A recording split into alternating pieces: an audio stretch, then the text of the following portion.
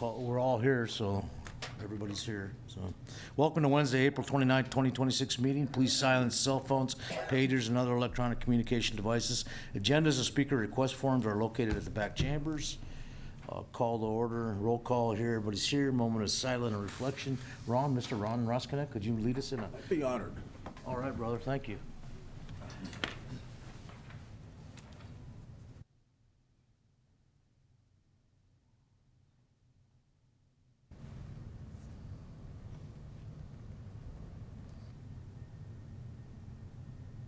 Thank you. I pledge Allegiance to the flag of the United States of America and to the republic for which it stands, one nation, under God, indivisible, with liberty and justice for all. Thank you, everybody. And items from the public, speaker request forms are at the back of the table. I don't have any speaker request forms. County Board of Equalization hearings scheduled April 29th, so John Moon. So Shannon? Good morning, Commissioner. Shannon Rittberger, Director of Equalization. Today and tomorrow are the last days of the Board of Equalization. Remember, at the end of today, you don't adjourn. I can't remember the term. Recess. Recess, that's right, yeah. Anyways, the first appointments we have here, we do have one property owner here. One of the two, and we put two of them on one because it's exactly the same issue, and I don't know why you couldn't act on them in one motion. But we've got two property owners, Moon and Nelson. We've talked to both of them. This is an appeal over the owner-occupied classification of the property. Both properties tell us exactly the same thing. We do not have an application for owner-occupied status on the properties, not by the deadline, not at all, except for what they've filled out for the coming year. Both property owners tell us that they filled out an application and mailed it timely, but we don't have it. That's it. Wonder if there was something wrong with the mail.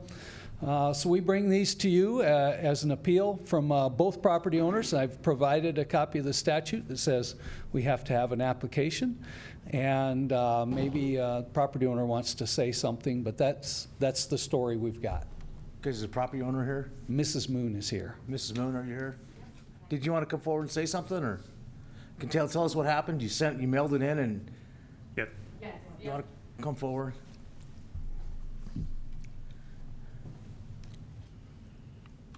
Yes, my husband mailed it after we talked to Shannon when she was down and did the appraisal on the house, and said that we would need to do it, and we sent it in and Also, didn't. Shannon even seen you there? What's that? Shannon seen you in the Yes, house? she's been to our house, yes. Oh. So how do we fix this, guys? So, yeah, Chair, just a couple questions. Yep. So I'm assuming these are new builds? Ours is a new build, yes.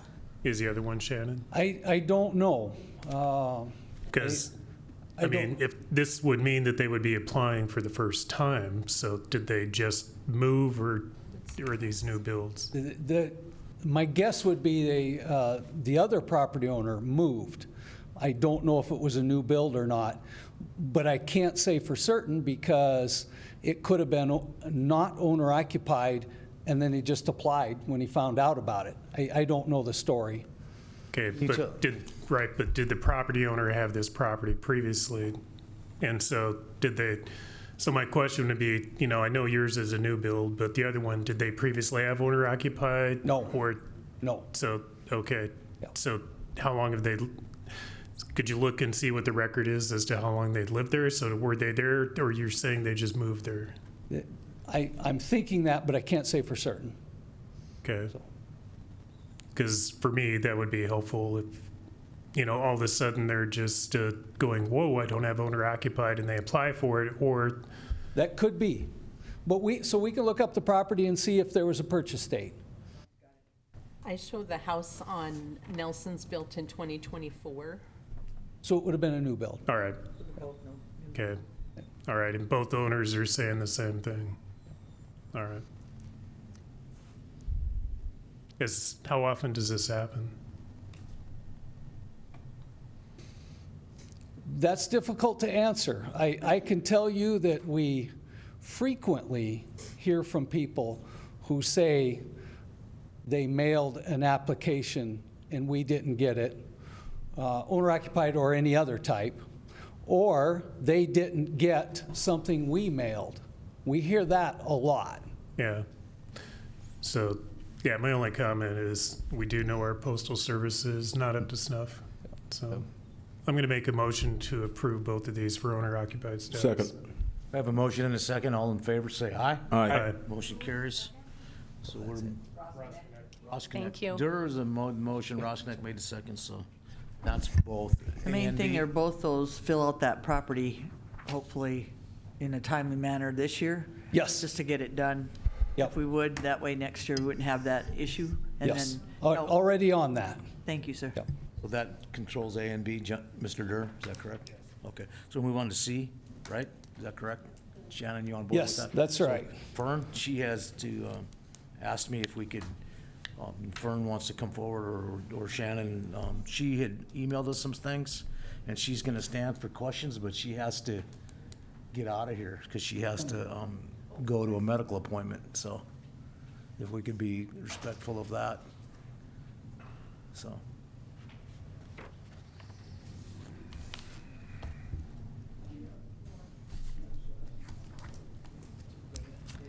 Let's see. All right, Shannon Champion, Senior Appraiser for the Equalization Office. We are going over a property that we've seen in the past. Property owner is Ross and Fern Johnson, tax ID 55488. You can see on here that this year's assessment of the land, because the land is the only part being appealed, is $158,000. Last year, we mailed out at $208,000, and the board reduced it to $158,000, so we did not change that value. The owners requested a few different soil adjustments for the property, though they were both denied due to no negative impact on production of the property. Due to, for the surface obstructions, there was no evidence to show provided by the owner that the surface water was hindering production, and that the lessee is still paying an average cash rent for the property. The second request was for a shelter belt, and though the owner did provide some photos, denial to be on the property to confirm exactly where these trees were planted, all of the things to confirm that there is a shelter belt in place, I could not confirm, so it was also denied. So our recommendation is no change for this property. Anybody have any questions for Fern? I know that we got some of this stuff last night, so, Chair, yes. if I may make a few comments, Yeah, please? absolutely, yeah. Okay, thank Yep. you. As you know, this is a long-standing problem that we've had with the Rapid City landfill for many, many years, going back clear to the 70s when the prior owner owned this pasture land, 518 acres. It is increasing further on a chronic basis now that they're into New Sal 15. Their fence that they have up to block the trash is not working. And that's primarily due because they are not covering the existing open cell as they're required by law. I don't think a person needs to stand on the top of a tree or stand on top of plastic to say, yes, that is a tree. You don't have to stand on top of a plastic bag that's running across, and there is plenty of evidence, and I even offered to give her more if she wanted some that are current, which is what you have in the file here. The trash is blown against the fence on a chronic basis. We cannot keep up with it. We pick it one day, the very next day, it's the same, if not worse, to the point to where it's flowed more now into the south area, more to the west, and those pictures are very, very clear that you can see that. You don't need to drive on the pasture in order to see that. You can see it from the section line right-of-way, which is Providence Way. Any person that is not blind can see that. You don't need to be on the property to go and look at that. Now what's going on is it is extending into our adjoining 240 acres. As the landfill gets closer to to the cell 15, the other proposed cells that they have that they want to have on the 106 acres, which adjoins our property, that's going to make it worse. I'll just point blank out the landfill needs to move. And that will be addressed at another time that I'll present something to you and the state's attorney's office in the next couple weeks. So to say that there is no negative impact, you've got photos, ample enough. I've got thousands of them. Photos she took doesn't show any. Must have been the day after we picked it, but there's plenty of them. There's thousands of them. I'm not going to overwhelm you with all of that. You've got a picture of a dead calf this time, and a vet that came out and did an examination of the calf's remains. It's caused from plastics, and we went over this a long time, the last time when you gave the $158,000 with the adjustment reduction. That no longer qualifies. I gave you an outline, an amended outline, which shows the areas and the soil types that are affected. The shelter belt is within that area. So regardless of whether you allow an adjustment for that or not, it's still affected by the surface obstruction.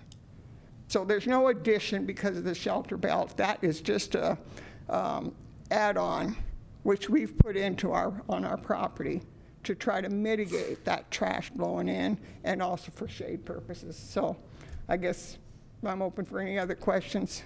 Thank you. Commission? I definitely know what you're talking about with the trash, because I drive by Orville's property, which is on the south side of his property, and his just comes from Walmart. It doesn't come from the landfill, so, No, it does not. yeah. Chair? Yep. So the landfill and the city does, or has offered to personally go out and clean up that Yeah. area, I get and that, has been Shannon. denied. I prefer we don't go down that road, because I've been down this before. What happens when you let people on your land, then you're accountable for them, whatever they sign or whatever. Because I dealt with Walmart on this thing on Orville's land too. They'd done the same thing, but then the problem is once you let them on your land, then you got liability for whatever happens there, so. The city has already said that they would release all liability. Yeah, have you ever, yeah, I don't want to go down that road about the city, because there's a lot of convoluted things that we would have to address with them, but, Bless you. you okay? All right, I'm gonna leave it up for Mr. questions for Chair. the rest of you. Fern, Ron, Mr. Roskinek. we know each other. How you doing, Fern? Good morning. So, right now, they have the land assessed at 158,000? With the adjustment, yes. And so that's 518 acres, right? 51856 to be exact. Adjacent to the landfill. Correct. Okay. So that's $305 a square foot, roughly.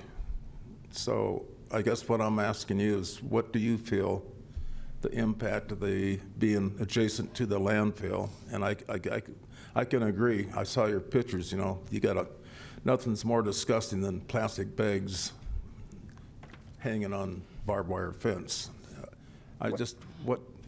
What do you feel would be a fair value if you don't, other than the 158? Chair, Yes, if I may address? you have the floor. The land value is based upon soil types, Chair, Commissioner Ross. I calculated, and I believe that's on Bates number,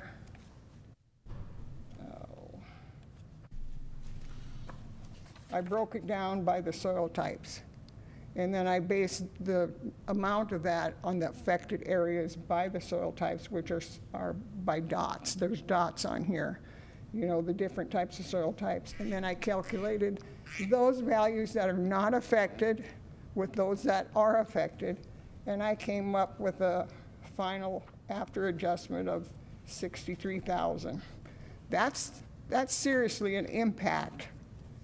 Last year it was kind of estimated by you guys, but like I said, with cell 15 open now, it looks like snow out there most of the time. And like I said, we cannot keep up with it. And as far as them coming over and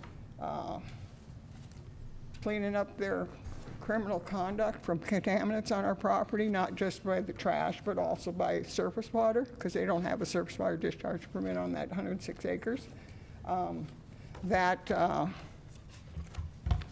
That's taken over almost our whole pasture. We'd like to graze that. So And out it of doesn't the- matter just because it's picked up, it's already been contaminated as it's flowed across the grass. So it's a problem. So out of the 518 acres, what percent or what number of acres do you feel have been impacted on a negative basis? It's about 80% now of the entire pasture, because it's going further south, and it even eventually blows up over the top, but we're able to contain that there. But it's going further up across towards the draw to the south, up on that top knoll. And then now it's going further west. And that's basically because now they're in cell 15, which is right next to the 106 acres. And as you guys all know, the wind blows predominantly from the north. I actually really like it when the wind blows from the south, because then it blows it back onto them. And it typically brings rain. Pardon me? Typically, a southeast wind will bring rain. Brings rain? Yeah, You never get rain. I did the last few days. Did you? Mr. Chair. Yes. Shannon, there was reference to photos of, in here somewhere, of, I'm assuming some of the trash on the property. Can you pull it up? Do you want hers or mine? Yours. Mine.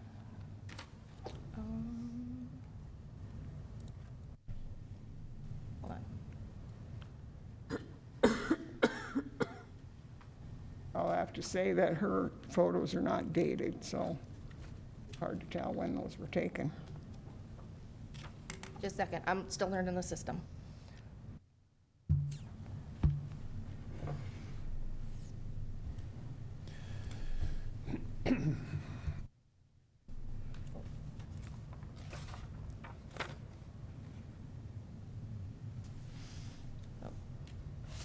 These were the photos that I was able to take from the road, because I'm not allowed on the property. What date is that? I honestly, I don't know.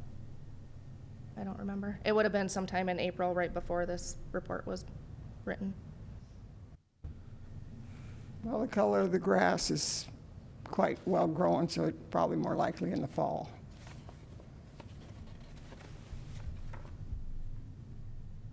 Chair, if I may, I want to offer Bates number 039, which gives the total of the $63,500 for the final after adjustment.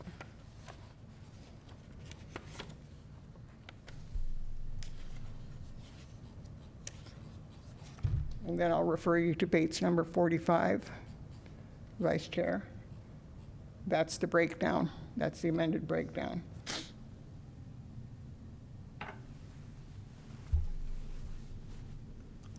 Mr. Chair. Yes, Commissioner Roskinek. So Fern, if you, not that that's on the market, but there have been some larger land sales in that area, 550 acres. And if you were to put that on the market, do you think the present condition of the property would a potential buyer be concerned with that, in your opinion? I'm going to have to decline to respond to that because the matter's in litigation. Okay. I'm going to go ahead and make a motion, 150 an acre. We have a motion? Yes. Are you seconding that? I'll second for discussion. Okay, we So have a what is the motion and a total second. amount? Motion from Roskinek, second by Adcock. And then you have the floor, Deb. What is the total? Want to make a comment? Our computer rounds to the nearest 100, and for the minutes, it's nice to have a solid number. I thought he said 158. How much did you say, around 150 for the land? 77,700. Oh, I'm sorry. And my rationale behind that is, I think we can all see there's evidence. I just don't, Okay, so I don't know anybody can put an 77,700. exact number on there, but until somebody does something with the condition surrounding the property. I know that there's also a lawsuit on this property. Okay, but- guys, is that for the land? The land. And the Just the land. structure is what? 'Cause That's it's not land- appealed. Okay, so what's the total? You're doing the land at, 77.7. okay, and the structure at 104.5? 1069. 106.9, what's that total?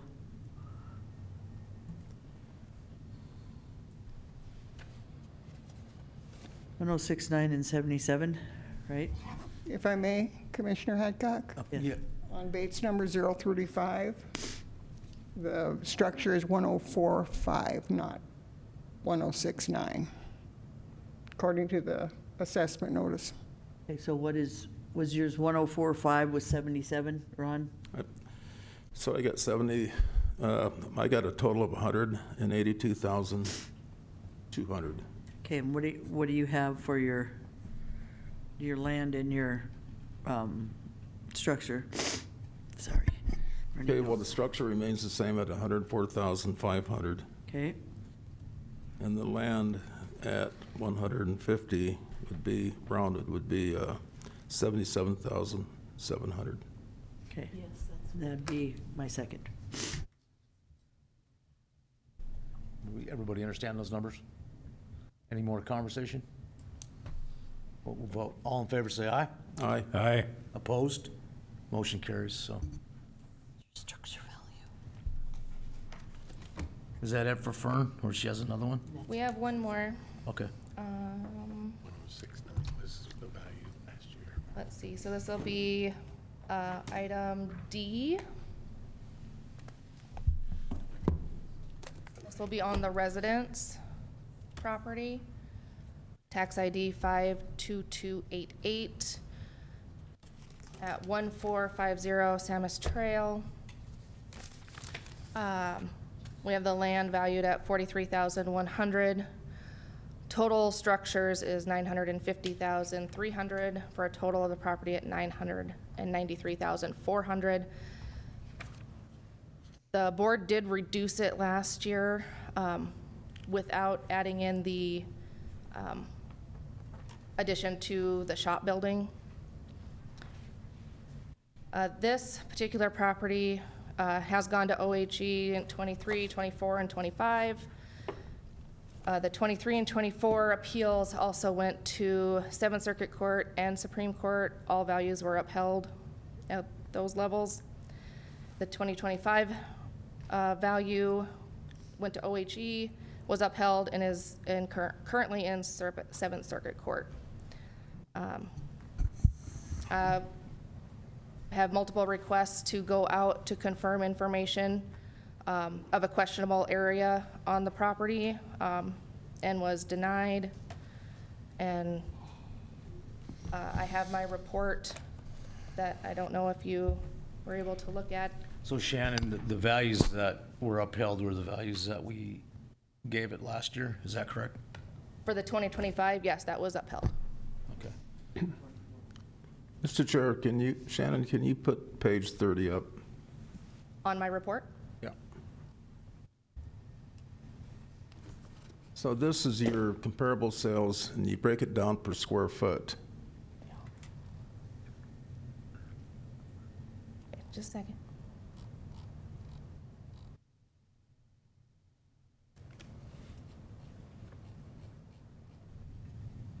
Right there. Right there. Yep. So can you just go over what each one of those comps, what the final adjusted per square foot number is on those, and then what you're suggesting for Fern's residents?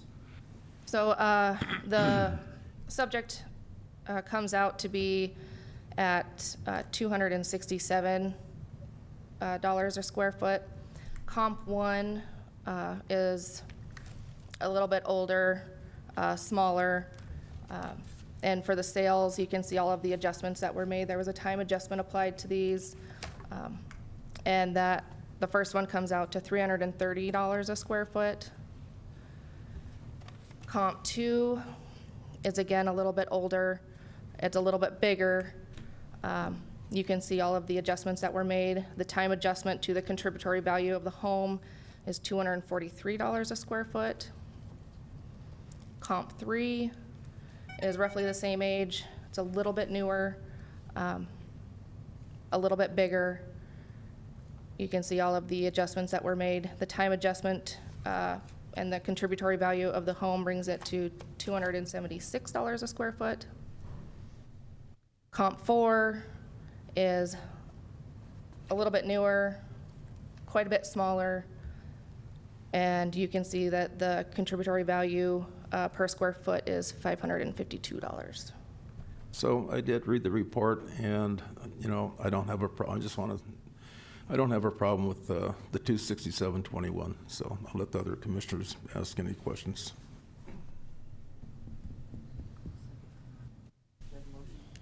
Well, I thought I want to see what the other commissioners, if they got any questions. I think this is the nuts and bolts. It's, that number was an outlier, but it actually seems conservative to me.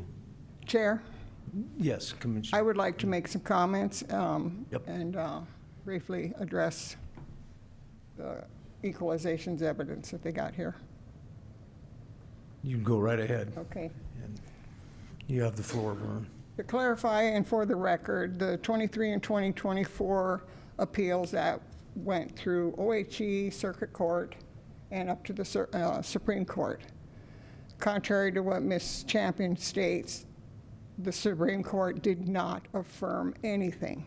They dismissed both appeals on the basis of lack of jurisdiction. Now, without getting into the contrary appeal on that, that leaves it open for those two cases are not done. They did not decide the fraudulent assessment practices, which will be brought in the future in federal court. And at that time, there will be named parties, one of which will be the director and the assessor on a personal and a professional level. Because fraud is a crime. It not only constitutes civil, but also criminal action. Regardless of whether the Supreme Court made a dismissal on it, there was no decision on the fraud. That's going to be a case that's going to be brought up.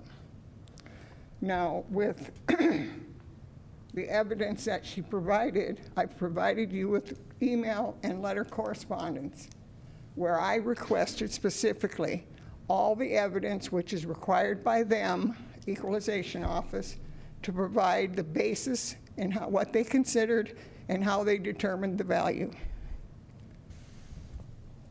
I got piecemeal general information. For the comparables, this is what I got. 50-plus pages of sales comps going back to 2020, 2022 to through 2025, including mobile homes. Her report is dated February of 2026. I requested that information of comparables, which she now has in her report. I've never received until yesterday. Now she wants to bring this in as evidence, which we never had an opportunity to consider until yesterday. Now, in going through these comps, by law, comp 1 and comp 3 are not valid comps. Under the law, and they dispute this, but the law could not be clearer and more specific. You cannot use sales comps more than 1 year of the legal assessment date. So comp 1 and comp 3 are invalid. They're not even applicable. Comp 2, our state constitution does not allow a property that has been sold to be assessed in excess of the purchase price. That's the state constitution which overrides any methodology that the Equalization Office applies. Comp 4 is an ag property.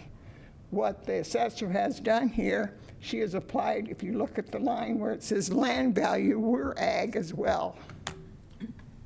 She's valued our ag land at market value. That is in violation and valuing property in aggregate with other properties that are non-ag, another violation under 10.6.119. So 1, 2, and 3 are invalid. 4 is inapplicable, and then not only that, but I would question all the calculations of how she calculated the adjustments on the bottom. For the past 3 years, she has prepared comp reports that are so incomprehensibly inconsistent, you can't even try to even figure out how she come up with those figures. She provides something to you guys, and then as we get to the court, 3, 4 inconsistent comp reports.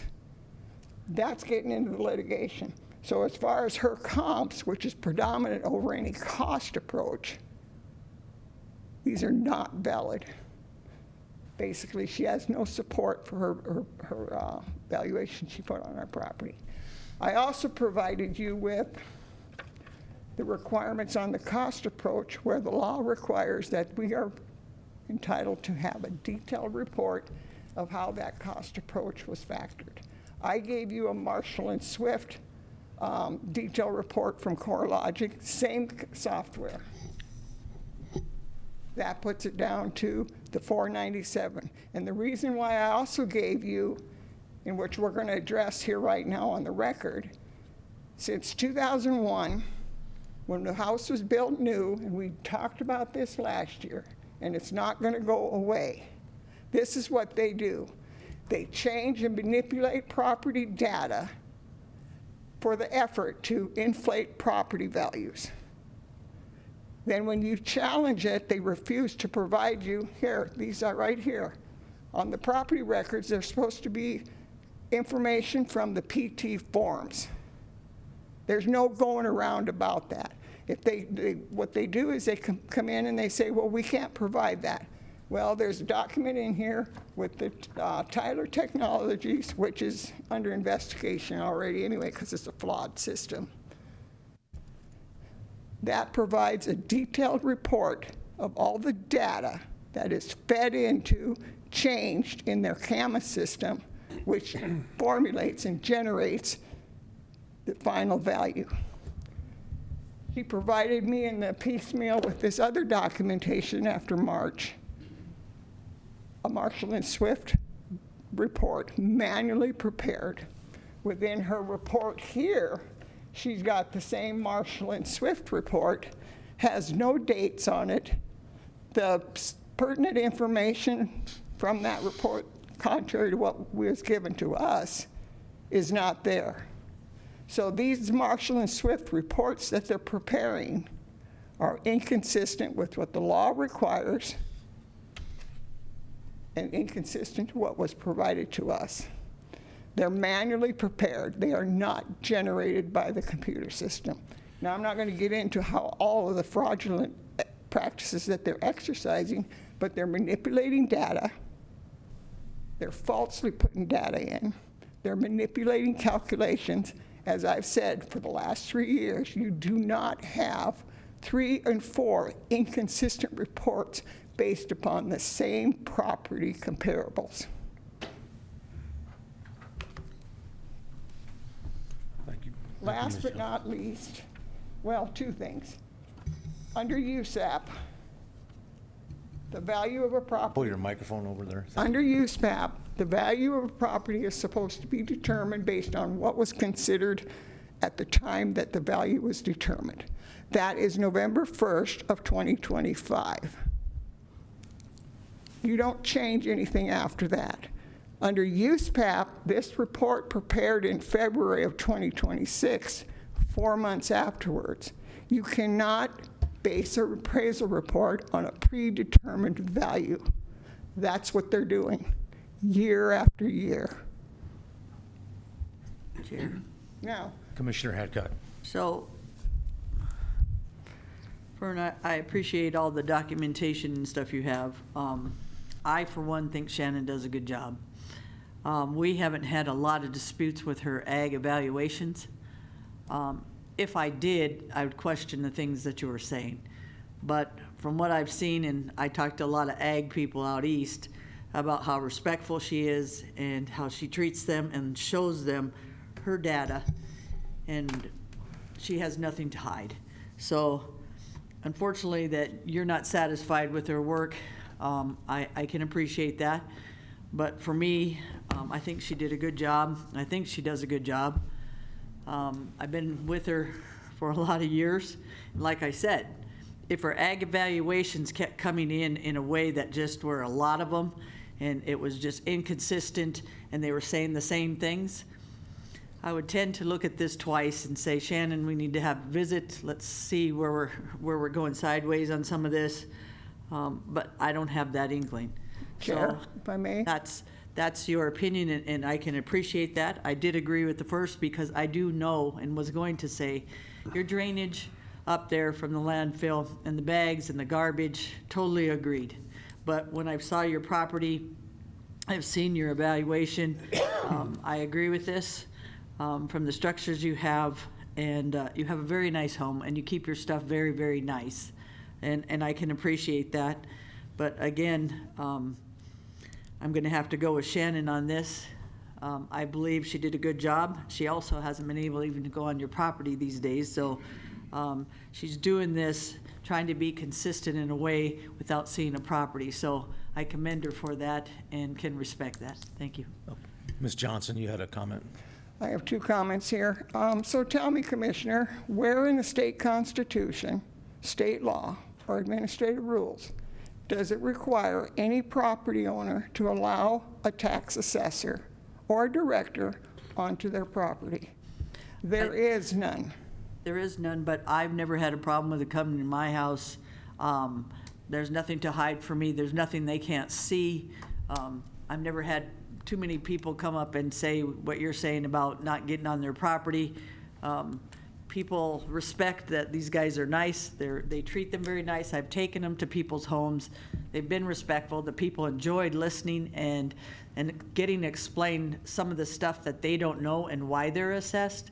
So not everybody has that same feeling. And if that's state law, I can respect that, but people are letting them on their property because they want to be assessed right, and they want them to know that their basement isn't finished, or they don't have 3 bathrooms, or they don't have 2 bedrooms, they only have 1, that their garage is unfinished. Those are respectful things for you to be able to see and tell your assessor so they don't add that or assess you wrong. So might be state law, but I haven't had people come up and say, I didn't want them on my land. I've sent a couple of them up here 2 or 3 times where they said they didn't, and then we ended up having them go to their property and look at theirs property and came back and agreed with the applicant. There hasn't been too many times that it's went up from that. So I've been doing this for 12 years, so I'm just telling you, it's been a really good process for people to actually let them in on their properties. It's been shown over and over again up here when we've done it. Thank you. Ms. Johnson, you have a comment? Our property was built new in 2001. We have never had a problem or refused any inspector to come out to our property every time they requested. The last one done was in 2019, and that resulted in a lowering of value because of the error in the square footage of the house. Never a problem. She comes out in 2022 purposely for an external revenue. Through the hearing, she contradicted herself that that's what she was out there for, and then after consult with attorney, then she changes her and says, oh, we were refused. The only time she was refused is when she requested it 2 days before we could file an appeal. I'll repeat, we have nothing to hide on our property. Anytime something is improved on our property, we file the appropriate permits. We have nothing to hide. Ms. Fern, I never said you had anything to hide. You just said why they Let's couldn't go let's out. reel this in because No, in respect, I'm Well, I'm here's just what's going on. agreeing I with mean, her. yeah, I'm okay. not saying that anything, but I'm not saying you refused her, you just said the state law. I just said why we do that. I never said you did anything wrong or she did anything wrong. I think in that she's telling sense. you why she didn't let her back. They have an uncomfortable feeling with each other, so I Well, think we need to respect that. so. Chair, if I'll address the last one, which is part of our ag appeal, I don't need it now because it's probably not going to get appealed unless Equalization does, which they have to file a notice of review if they're going to do, which is what they don't do every year preceding this year. I've provided you with documentation based upon what I've received from the Department of Revenue. It shows the data of all the assessors and as of June of 2024, all the classes and the courses that they've taken. Under the law, you have to apply and receive a temporary certification. There's 5 courses that are required, and you have those in this packet. And there's 2 annual classes that are supposed to be taken.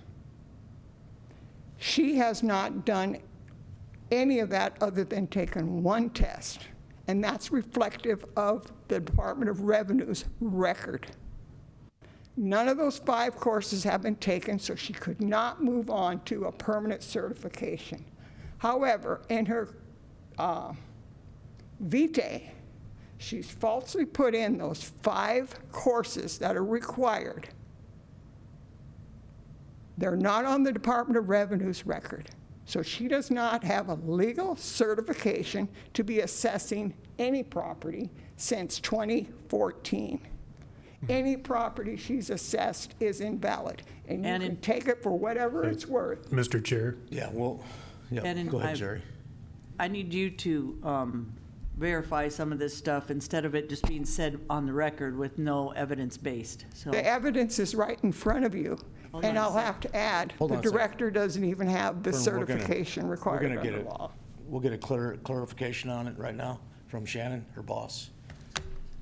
Both Shannon Champion and myself are certified through the South Dakota Department of Revenue. We've taken the courses, the courses she specifically mentioned. We've both taken them. Our certification is up-to-date, current. Continuing education is good. This has been verified by the Department of Revenue.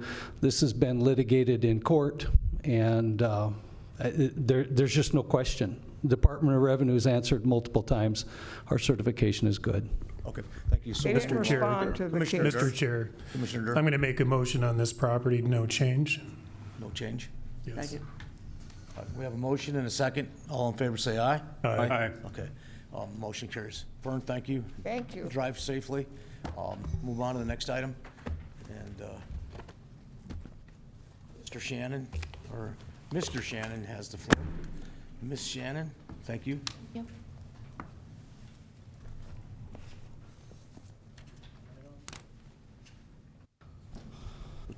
We're on here. The next property is owned by Mr. Eric Swanson. Nicole, we've got 6 parcels here. 4 parcels? Yes. They're going to have to act on each of them separately, right? Yeah. All right. I wanted to make sure that the board understood that, so we're going to talk about one at a time through. Perfect. So just give us a basic summary and where we're going here. Yeah, absolutely. Good morning. My name is Nicole Lawler. I'm with the Department of Equalization. I am going to start on E. This is the overall parcels map. Here we go.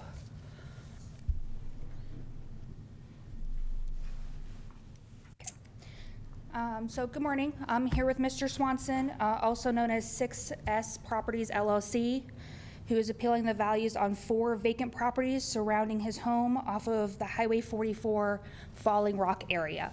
This is just an overview map. I'm going to go through each one of them individually, just to give you an idea of where these properties are located. I want to ask one question. And right there, is that his storage units right there? Yes, this is big game storage that we Okay, were because this speaking. came up in another equalization hearing where Well, the properties across the street were a previous appeal for a different taxpayer. That storage units are not mine. No. Oh, This okay. is the properties next door to it and behind it, and then these two properties Okay, down here. so, I mean, I surround him on those two sides, Yeah. but that is not me. Yeah. but that the he's storage not- units aren't yours, okay. No. Do you, okay, so let's go through this, but do you remember, do we have a record of what we set those other ones at? I do have that. I did get that information from Laura when I was preparing perfect, this. So okay. I did get that Because information. we'll yes, be sir. asking about that, so. Yes, sir. Because our job is to try to equalize them out, and I Right. know that the ones on the storage unit were way low, Well, yeah, that's commercial. 20,000 Yes. an acre. addressing that. Okay, so let's go to this first one. The first parcel is tax ID 10815. This is a 10-acre vacant parcel with some section line access and minor topography issues. My valuation recommendation is 162, and I came to this by valuing the property residually with Mr. Swanson's adjacent 34.8 acre parcel and his improved 20-acre parcel, giving it, and when you value it residually, it gives it a different price per acre than if you were to value it individually. And that's how I came up to that value. Reducing the value by about $210,000. With the recommended value, the price per acre would be $16,205, while 10-acre pieces in the area are selling at an average of $40,000 per acre. So that's how I got to that number. I do have some comparables. You're gonna have to Yeah. answer, you saying Absolutely. you valued it at $16,000 an acre when everything else was $40,000 an acre? The 10-acre parcels that you can see here in this area, they're in the same neighborhood, are selling for about $40,000 an acre on average. But those are individual parcels, and how I value this residually with those other parcels, it kind of creates a different price per acre. So even though it's an individual parcel, I valued it with this, I can go back to that map and show you what I'm talking about. so you put them all together? I valued this parcel here with this parcel, as well as these two. These two right here are his residence. So he has 20 acres here, and then I also valued it with this 35-acre piece. I didn't include this small 2-acre piece because it has such a huge adjustment on it, and I did not include this 25-acre piece because it is zoned differently than the rest of the properties. So I only included the residence, this 10-acre piece that we're talking about right now, as well as this 35-acre piece. So how does that make sense? So we put it together, instead of it being valued as 10 acres, it's valued at, was it 35? So as 65 acres, instead of valuing it as 10. So it gives it a different price per acre. Why do we do that, though, I guess is my question. Because when they're owned by the same person, it's the idea that it would be sold together versus it being sold individually. Mr. Chair, Yep, Commissioner Rossman. sometimes you want to go back to the highest and best use of the property. Separately, yeah. And I put this in your guys' packet, but it shows back in And I can open that as well. 2002, if I'm correct, there was a sale of all these parcels from Dano. Correct. And so there was 2 deeds. There was a deed recorded in 106 book and page 622, and then one on page 630. So it looked to me, based on what was recorded at the treasurer's office, the total price per acre of all these parcels in one purchase was $18,682 an acre. Mm-hmm. And I do believe the house was included in that purchase. Is that correct? Correct. And Dr. Dano, if I recall, had health problems, and the condition of that house was in pretty poor condition, if I recall. But I'm going back in 2002, 24 years ago, all these were purchases one parcel or one transaction for $18,682. So what I'm looking for the days when we get done with all these assessments of these different parcels, if that's going to make sense, because some of these parcels can't be accessed. So when you bought them with intention, well, I own this one, so I'm not worried about it. I can get to it because I own the adjacent one. And I just want everybody to understand that these are one unit right now. That's the way they were purchased in 2002, just so that we're clear on all that. Yeah, I just don't, the reason I asked that, I've never seen it treated like that before, if they're separate parcels, so that's why I'm asking. Well, you what look at the highest methodology- and best use, and the highest and best use is assemblage. So you appraise it based on the highest and best use. The best way to explain that is this was all sold as one piece, but it was sold by auction. So McPherson Auction wants to split it up into little chunks and then try to sell it. So they play the, if the person buys parcel 1 and it's Right. $500 more, then we're gonna go back to the auction and re-auction the whole thing. So we bought it as one piece. Okay. But it was all listed as these Well, if chopped she's- up segments. I was just trying to get the methodology. I mean, I've never seen this before. And if she's understands the methodology, I guess that's what matters in my case. But, so let's move on to what are we coming down to here? What's the So- disagreement here? My recommendation for this parcel is 162,000 is what I reduced it to using that So method. now we're doing them all separately again? Are we doing them all together or all separately? Separately, they each have a parcel Shannon, number. can you give us an explanation here? I'm lost. They're separate parcels, so So why are we doing them all together? Either we're doing them separately or all together, they're, I think the cleanest for the minutes is to act on it separately, because each parcel has a value. each parcel has a legal description. Yep, legal But description yet, and value. for the value, we're treating them as one parcel? Well, okay. Does that make so- any sense? So what we've got going on here, there were a couple of comments made, and I think Commissioner Roskinek mentioned access. So we have to assess each parcel individually. We're required to by law. But the front parcel out on the highway is gonna have more value than the parcel back here. Okay. And when he bought them together, he bought them all as one. He might have paid the same price per acre for everything, but when we look at them individually, this has more value because it has access. This piece back here doesn't have access, so if it were to sell separately, it would sell for less. Okay, so that's how we appraise them. For the purposes of the board here, and for the minutes, we need to act on each of them individually, Okay. so it's clear. But they're not all gonna have the same value, because some of them don't have access.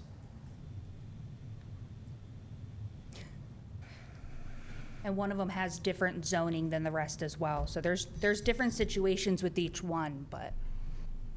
Okay, I hope that everybody understands that.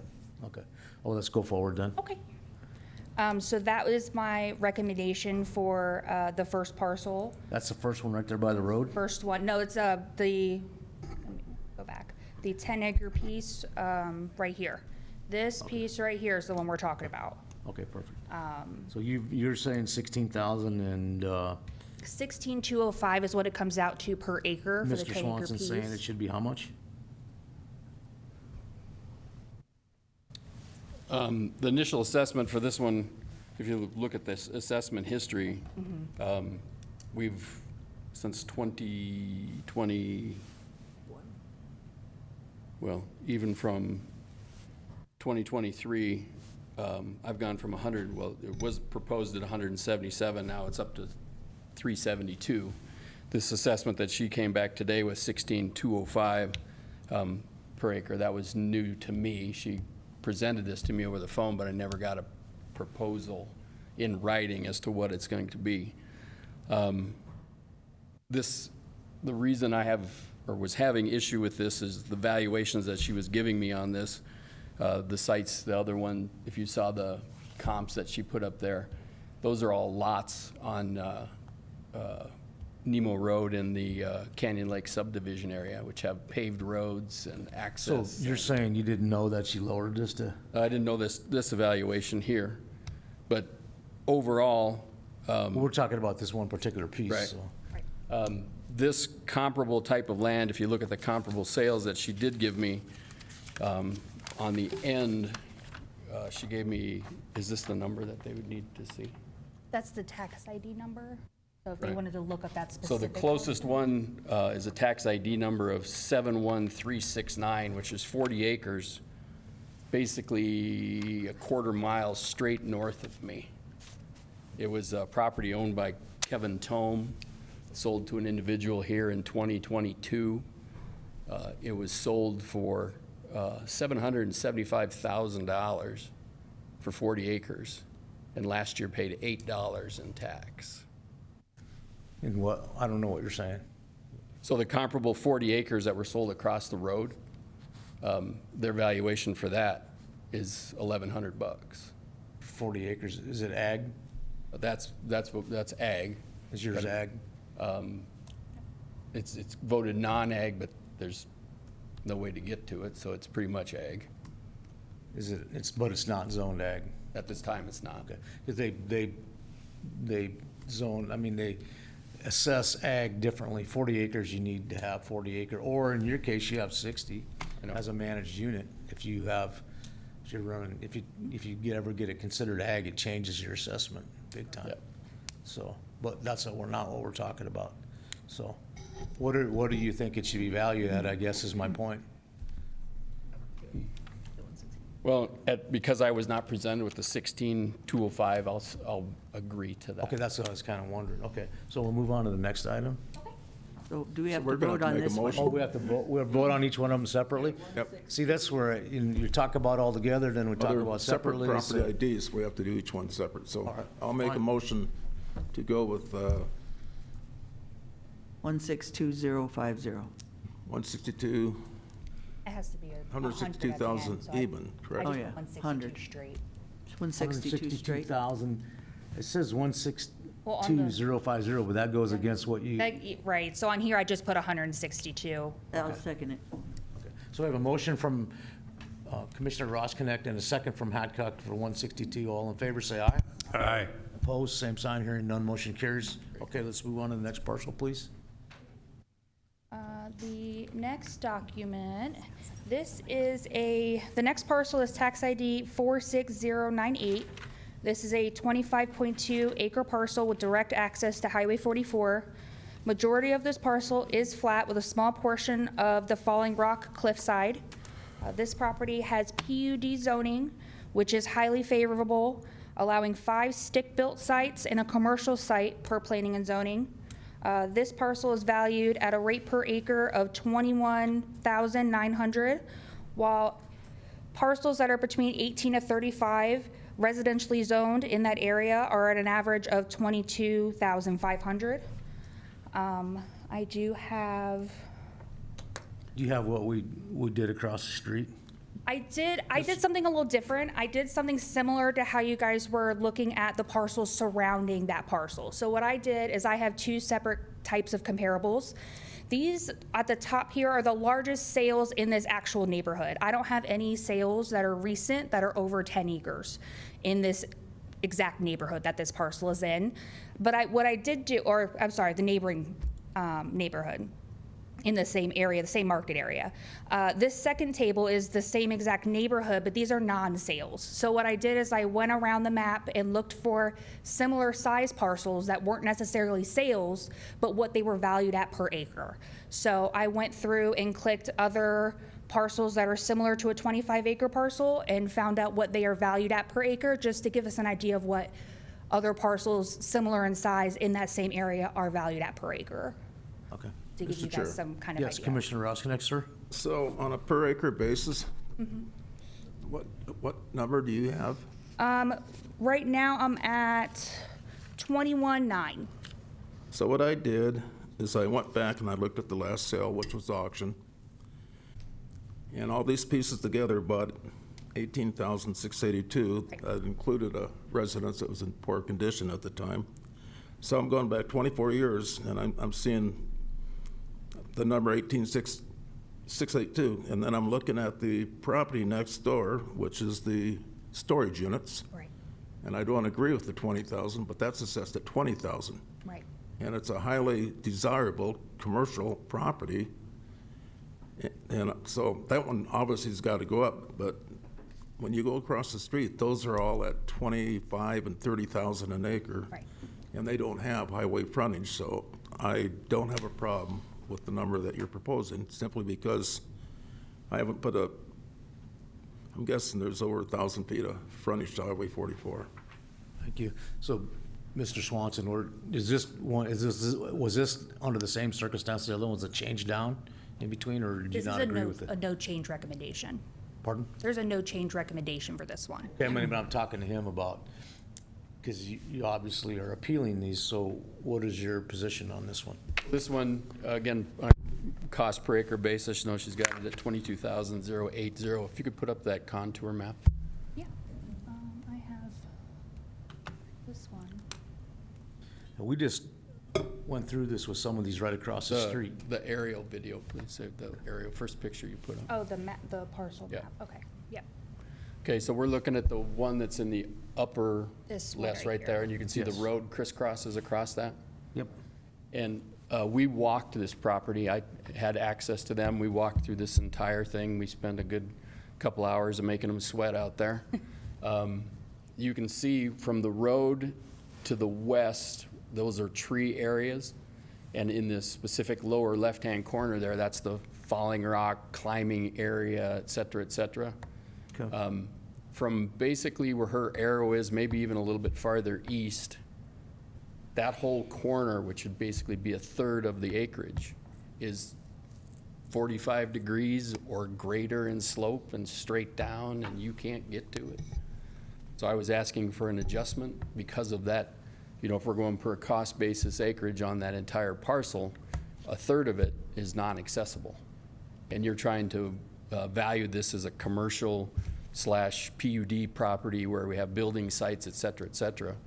But instead of a 25 point whatever acreage, usable is only, say, 16 acres. I'd have to calculate the percentage out there, but Mr. Chair, that's my contention is, yeah, I'm willing to, accept a $22,000 valuation on what's usable land, but that bottom right-hand corner, or excuse me, left-hand corner, you can't get to it. I mean, I've been down there maybe 10 times when I was on the fire department, I'd go help them get people off Falling Rock when they'd fall off the cliff because I know how to get down there.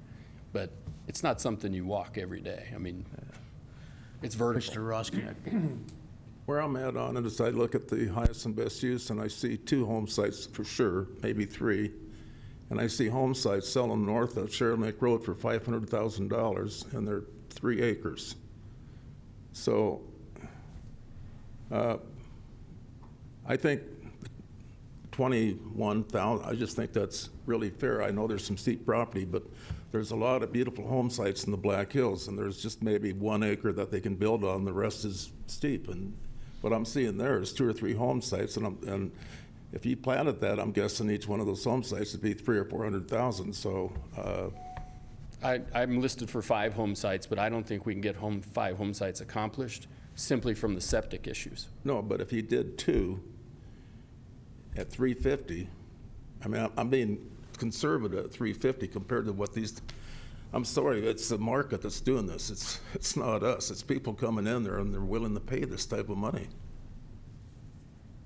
And when you go across the street, these properties are inferior to yours with access, and they're being assessed at 25, 35,000 an acre. So I don't know. I think it's very fair. That's just me. Mr. Chair, Commissioner Durser. I'm going to make a motion, recommended don't change. Of a motion? Second. And a motion from Durr and a second from Drews. All in favor, say aye. Aye. Motion carries, so there'll be no change on that one. Go on to the next one. Next one. Okay, this is, oh, wait, that's the one we just did. Jeez, what do we need? Okay. Okay, so, up next is parcel number 4334. This is a landlocked vacant 34.82 acre parcel with views of Falling Rock Canyon. This parcel is at the rate of $6,143 per acre and already has a 67% reduction factor for access and topography, bringing its assessed value to only $213,900. In the surrounding area, 35 to 40 acre parcels are selling at an average of $22,600 per acre. I am recommending no change to value due to the reduction already in place for the topography and access issues. And then I could go back to the map and show you which parcel we're talking about. And that is this big, weird shaped one. This one down here. So it already has a 67% adjustment for access and topography. Subdivision right to the south of that. Yeah, that stuff down there down at the bottom, it's very steep, and I don't think it'd be The cost. subdivision down below is Dark Canyon. Dark Canyon. You have to go, Through the that's the canyon. old railroad bed. You have to drive all the way I to the have railroad bed. this, What so you is can the, kind of see the elevation issues I got of you where there, there's yeah. like a That- cliff side here. And this is all down here, then the creek is down here that goes around Falling Rock. So, Mr. Chair, so Commissioner Roskinek, sir. on this one, if we look at the property to the north, is it? Yeah, Back to the other map. it's, it's under the same ownership, and we've discussed this. Now, if that wasn't owned by the same gentleman, I would say that piece is landlocked. There's no way you can get to it. It has no value to anybody because they can't even walk to it unless they go up that section line. They can, but there's no way they're gonna get a vehicle on it. But it's like farmland, farmers are buying adjacent parcels so they can increase their parcel, and it's just human nature in the market. And this is not landlocked because it's owned by the same person to the north. So there again, the highest and best use of this would be assemblage to the larger parcel. You could call it landlocked, maybe you can't drive to it, but the owner has, the owner does control who can go there and who can't. So if it's totally landlocked, that's a different story, but because it's owned by the same owner, it's technically it's not landlocked. Right. Thank you. So, Mr. Swanson, I'm not going to contest this one. this one you're not contesting, okay, so. Mr. Chair, I'll make a motion, no change. We have a motion from Durr and a second from Hadcock. All in favor, say aye. Aye. Aye. Carries. Move to the next item. Okay. And then just for the last one you're going to do is the 2 acre. Right. I don't have any issue with that one either, so we All can, right. Okay. Mr. Chair, I'll make a motion, no change. I have a motion from Durr and a second by Hadcock. All in favor, say aye. Aye. Aye. Carries. Is that it then, or? That's it. Yes, Okay. sir. Thank you, Mr. Swanson. thank you.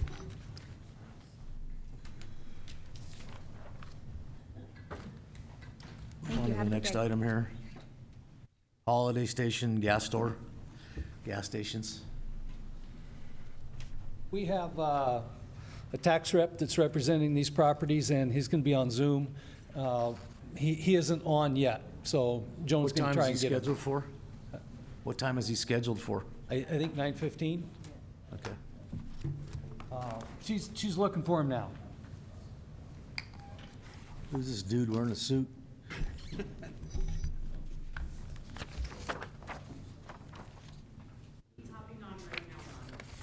He's on right now? Shannon, do you have 10:30? What? 10:30? No. No. Whatever's on the schedule is all we have.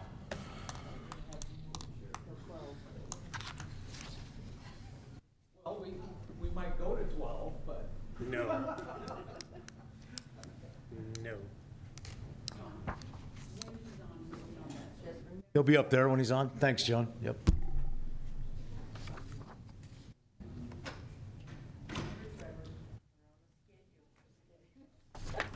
You should have one of those. There are multiple parcels here, but Trevor would like to introduce them because they're all the same gas station.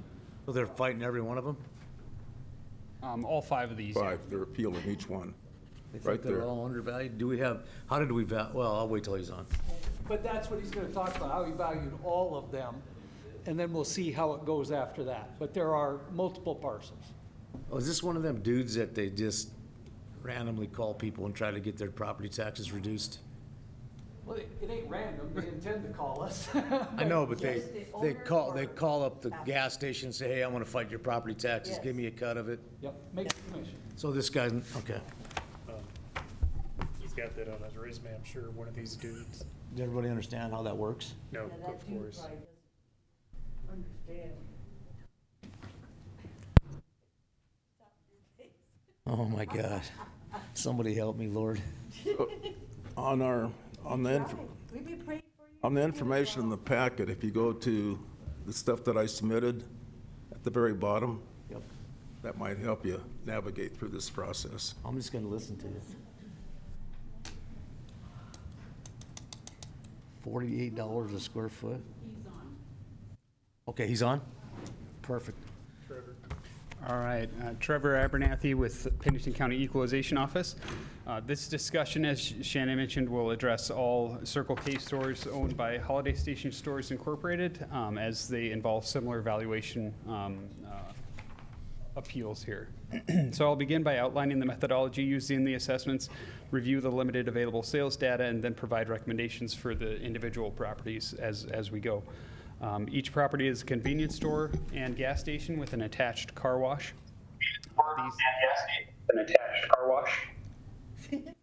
It is me.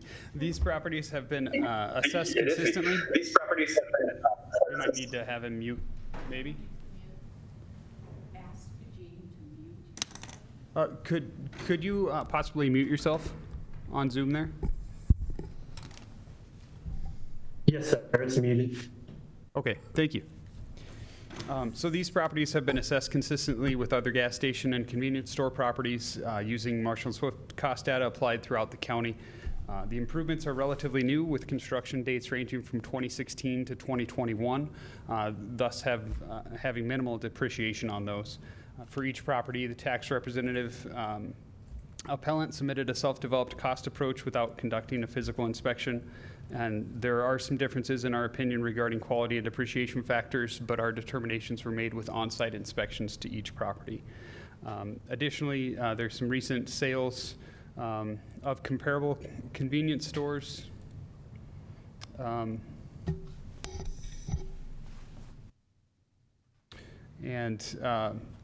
These are mainly comparable because they are the only sales that are available. The subject properties are valued between $317 and $409 per square foot when looking just at the improvements. And the sales indicate a valuation of an average of $417 a square foot, so $403 to $428. I do want to clarify that due to the very limited amount of sales, the sales comparison approach was not used to set values, but rather as a reasonableness check to the cost values that we generated. All convenience stores were valued with the cost approach to value. A review of the subject property's initial land sales indicated that our land values are good. They're in line with market value and in line with what the subject property sold for prior to the building of the gas stations. And a review of the building permit data shows that the reported cost to construct the improvements exceeds our assessed values on every one of these. I've also reviewed the appellant's equity argument. I disagree with some of the properties used and the adjustments applied. The tax representative applied only a 1% yearly adjustment when comparing older, less similar properties to the subject property without a site visit to any of them. Depreciation for these improvements on the main buildings is above 2% per year and increases with age, meaning that the adjustment that was used in his equity argument is half of what it should be, resulting in a lower indicated value. This approach would de-equalize all 5 of the properties as it would treat them differently than any of the other convenience stores. So based on this analysis, I'd recommend upholding the county's assessed values for all 5 parcels.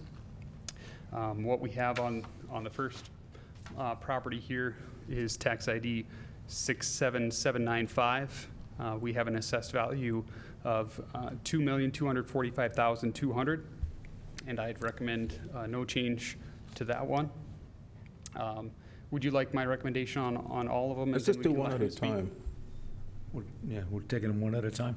Yeah, one at a time? Okay. Trevor, can you explain when you, so the recommendation, if you break it down per square foot, is 320 a square foot? Because the building is 6,997 square feet, and that's with the car wash. And that's on the one we're talking about now. Okay. Okay, so where I'm going with this is that, what does that $328 a square foot include? So what it includes is the building. They build the building, they put a nice canopy out there, and that canopy's included in that. Yep. And the car wash, the building that the car wash is included in that. Correct. And are the storage tanks included in that? In my numbers there, the storage tanks are also included in. Okay, so when they say 320 a square foot, that's for the tanks, for the canopy, for the building that the store is in, and for the building that the car wash is in. Now, the equipment for the car wash, is that included in it? The equipment is not. Okay, that's personal property. Personal property. Just so when they, on each one of these that they're appealing, these are all the items that are included. It's not just the building. And also included is all the site work. That'd be your flat concrete, Correct. curb and gutter, all that's included in that 320 a square foot. Correct. Okay, just so, Thank you. And then, so Trevor, that red number in there, that's what Holiday is saying that they think it's worth? Is that correct? on mine, I don't know if you got that, Kevin, it's that one that says 272 a square foot, that's what they're recommending. You did this, Ron? Yeah, Okay. That is right then? yeah. Okay. So let's hear from, this fellow can introduce himself and tell us who he is and what Yes, he's he can. doing and Definitely can. how he represents Holiday. Are you there, sir? Yes, sir. Good morning. Good morning. Oh, there you are, okay. My name is Jaden Randall. I'm with Delta Property Tax Advisors. We represent Circle K gas stations, so Circle K owns these holiday stores, so that's where I come in at. And unless y'all have any other questions for me, I can get started and walk through. We're gonna everything on my end. walk through 67795. That's the one we're working on right now. The assessor valued it at 2.2452, and you're saying it's 1908708. So we'll let you walk us through how you come up with that.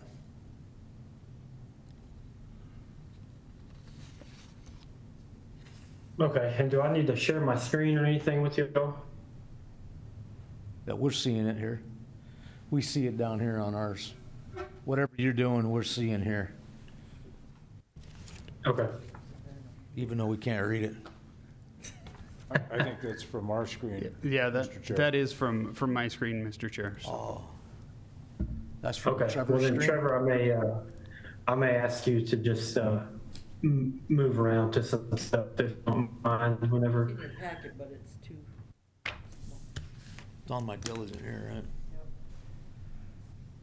I've been the guinea pig for this though, but I'll go to my computer. Jordan wanted me to try to work off this screen. It's been working pretty good. Trevor has better eyesight than I do.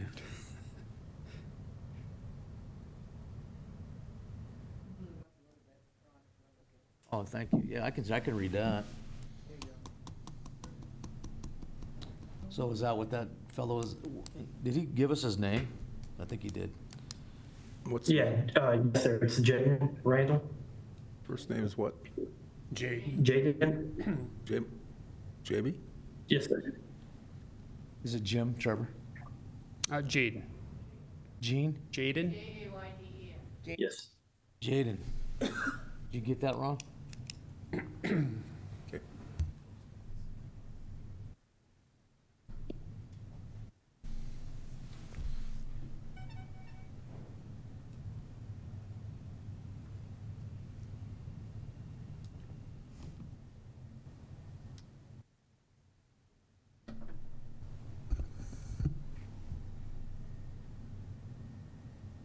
Trevor, you've got his document up.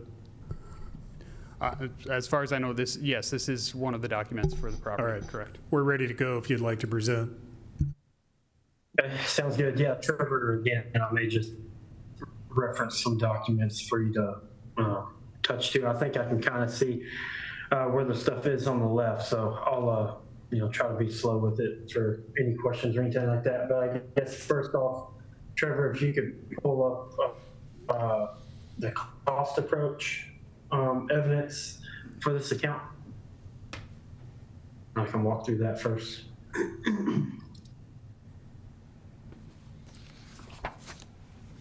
That is up.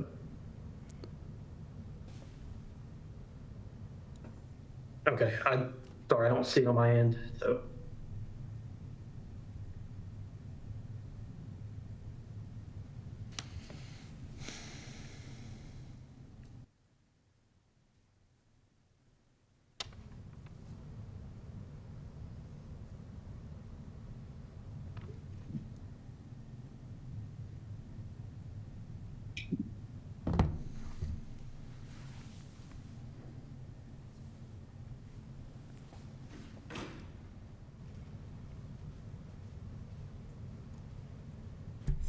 Jaden, the board can see your documents. You will not be able to see it on your end of Zoom. But the board can see your taxpayer cost approach evidence. Okay, all right, sounds good. For the cost approach evidence for hopefully y'all are looking at the sheet, but it's just pretty much a PDF of the cost approach workup that we did. So this breakdown, yes, sir, that's it right there. This shows that it's a 2017 year built. The store is 5,512 square foot. We did consider this one building quality of good. So that's where our base cost of 156 comes in.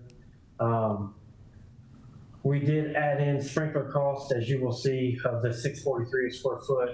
We did the cost multiplier, local multiplier, height multiplier, and floor area multiplier to get our final unit cost of 174.67 a square foot. That's where we developed the RCN. And then we used the Marshall and Swift depreciation for the effective age, being 9 years old, it was 10% depreciation. And we developed the RCNLD of 866,495.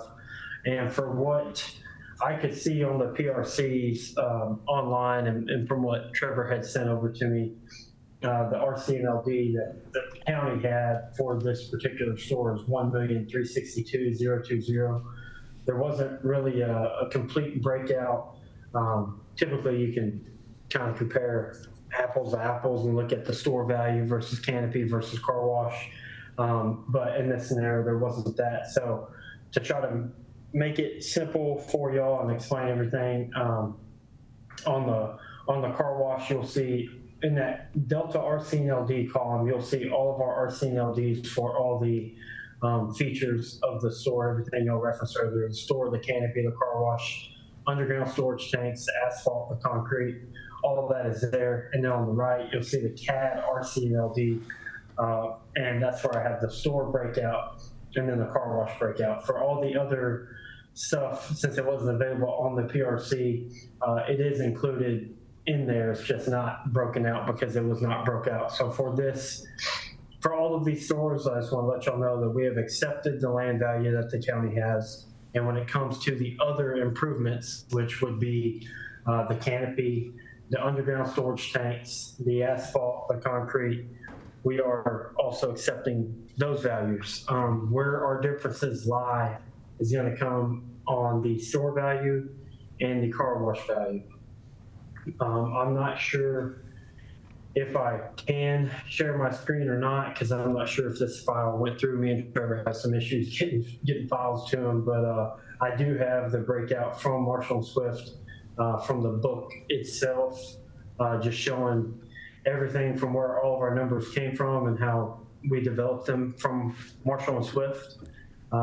It's just straight out of section 13 of Marshall and Swift, using the base costs and everything like that, and same with the depreciation coming from Section 97, all of that. I have all that stuff highlighted, and I can share that with y'all if you need to see it, if Trevor doesn't have it, because like I said, I know we had some issues with sending some stuff. But yeah, we just use the cost approach to develop our value, and that's where we came up with our value for this property to be $1,775,497. But after talking with Trevor, he pointed out some sales that he had, and I have that in my evidence as well. I tried to look at sales, and I'm trying to see on the left. I don't see the file, Trevor, where I have a screenshot taken from CoStar, just showing that I looked across the entire state of South Dakota, and I only found 3 gas station sales in the last 3 years. So Trevor is right when it comes to sales. It's very difficult to find comparable sales. One thing about the sales that Trevor had, I believe 2 of them, let me look at them.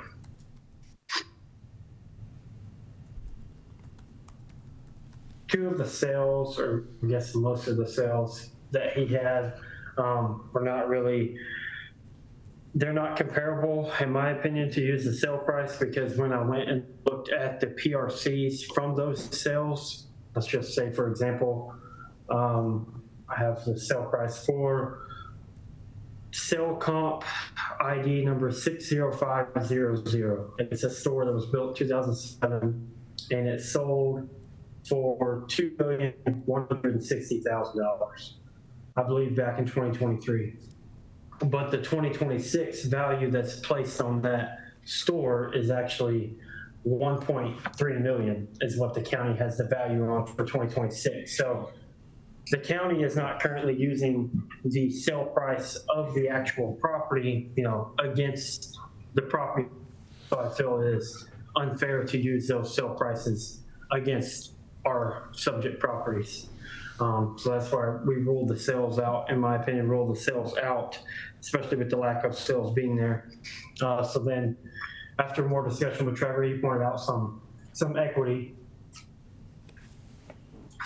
properties. So we took a look at those equity properties, and of the 5 equity comps that Trevor referenced, the ID number 70119 and 67569, I do not feel are good equity comps, just because they're very large. They're like the casino with the gas station with the restaurant inside. So I didn't feel like those were good equity comps. So I went and tried to put together some equity comps as well. So yeah, Trevor, if you want to scroll down just to whatever number we're on the parcel, and I can kind of, yeah, so there you will see up at the top, I'll just start at the top. So at the top, you'll see the total improvement value of this property placed by the county. You'll see the store value of $1362020, the car wash value of $258,941, and then other improvement value. So that's going to be where, that's the canopy, the storage tanks, the asphalt, the concrete. That's not a value that we're fighting. We're not fighting the land value of $359,400. So what I did is looked at the store value per square foot. So I took the store value of 1362020 and divided that by the 5,512 square feet. So our store in this scenario is being valued at $247 a square foot. And then our car wash value, it's being valued at $174 a square foot. So then below that is that list of equity comps. So the first 3 comps that I got from Trevor. Trevor didn't send those. Jaden, you're cutting out. 5. Jaden, you're cutting but out. Those were the 3 that I felt were more comparable size-wise, and kind of what they being valued on average of $218 a square foot. So $196, $231, $226, and then the one car now. Can you hear me? Yeah, we got you. Yeah, we hear you. Yes. Okay. All right. Any questions for Jaden? Mr. Chair. So Jaden, you know, the sales that you're talking about, a couple of years ago, I appraised real estate, and over the years, I appraised every one of those properties. And they sold as a going concern. And the going concern was based on a lot of other components to the sale, such as the blue sky and goodwill. And so you can have a sale price, but when you have to sit there and break down what was the contributory value of the site improvements, what was the contributory value of the building, that's subjective. And when they report that on the document that they turn into the assessor's office, they normally will put what will benefit them most for their tax consequences. So I don't put any weight on the sales, but I do put weight. When you did the cost approach, what publication did you rely on? Marshall and Swift. Okay, well, what I did is I reached out to the gentleman that built the gas stations, and I reached out to a couple other contractors, and I asked them and they built these in the last 1.5 years. And I asked them, what I do is and you mentioned, you know, per square foot. So the number that you're suggesting, 1,908,708, that's $272 a square foot. That's what you're asking us to approve. The county has it at $320 a square foot. Now I say $320, that's the building, the site improvements, the car wash, the canopy. So when I reached out to these contractors, you know, they're going to vary, but he said today to build those stores similar to a Holiday would be $550 a square foot to $700. What I did is I took that and I divided that number by 2, and I come out with I'm going to use a base cost of $625 a square foot to build a Holiday, something similar to a Holiday today. And what I did is I did straight line depreciation, and so I proposed a conservative 40-year life expectancy. Marshall Swift will probably say 50, so I was conservative at 40. That's 2.5% a year. So the car wash that we're talking about now was built in 2017, and I go to my depreciation schedule at 2.5% annually, and using $625 a square foot for base, that comes out with a $484 a square foot. So that's substantially higher than what the county has, and even more so than the 272. So I think at 320, the county's being very, very conservative compared to what it costs to build these things today. And I'll rely on Marshall Swift when I can't get the information from an actual contractor. But I did reach out to the contractor that built these, and I did reach out to another contractor to make sure his numbers were in line, and that's just where it is. So I can't support your request for $1,908,708. And if you want to have a rebuttal, I'll certainly listen. Yes, sir. And I appreciate everything you had said, and I apologize. I guess y'all had maybe thought that I was finished. I had not, I guess, explained how I got to the 1908 yet. But to quickly go through that, the rest of the equity comps that I pulled were all from values from PRCs from the county website for these other gas stations in the county. And I took all of their store value per square foot, all their car wash value per square foot, put them in the table to try to compare to where we're coming in at. And then on the right side of the page, Trevor, if you want to scroll over a little bit, those are the adjustments I had made. So the store age adjustment was just taken, from that first one on Stewman Road. It's 3-year different than ours, so that adjusted up 3%. And then I got an adjusted store per square foot value, came to an average of all those adjustments of 208. So we use that 208, per our store square footage, and then we also developed an average for the car wash of 93, use those, calculate a new store value for the car wash, in the new car wash value and got to that total adjusted value of 1,908,708. So that's how I came to my number, just so you understand where we're coming from on that. The only thing that Trevor had mentioned that he didn't agree with the 1% adjustment. But one thing that I guess I was able to see on these other PRCs from the county is there's not as far as depreciation goes, and the RCMLDs, I can't tell exactly where those numbers are coming from or how the county is calculating those numbers because the depreciation schedule are kind of varying. For example, there's a 1992 have depreciated 68%. And then there's a store from 1977 that's only depreciated 51%. So the depreciation, I know Trevor didn't agree with the 1% per year, kind of what we were doing on that, but going off of the PRCs, it's kind of difficult to track where they're coming from. So I just want to explain where those adjustments have been made, and then to address your comments on as to why looking at construction costs, why you can't make an adjustment.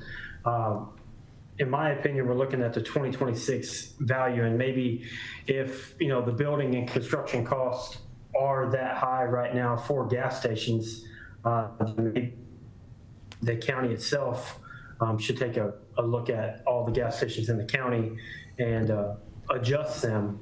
But from what we're concerned with is our store being valued and treated differently than these other stores, and for 2026, and we do feel as though our store value of $247 a square foot for the store itself is higher than it should be, and our car wash value of $74 a square foot is higher than it should be. So that's where where we're in at on that. I do understand what you're saying about construction costs, but as far as this year only, I'm just looking at our store versus the other stores in the county. Mr. Chair, Yes.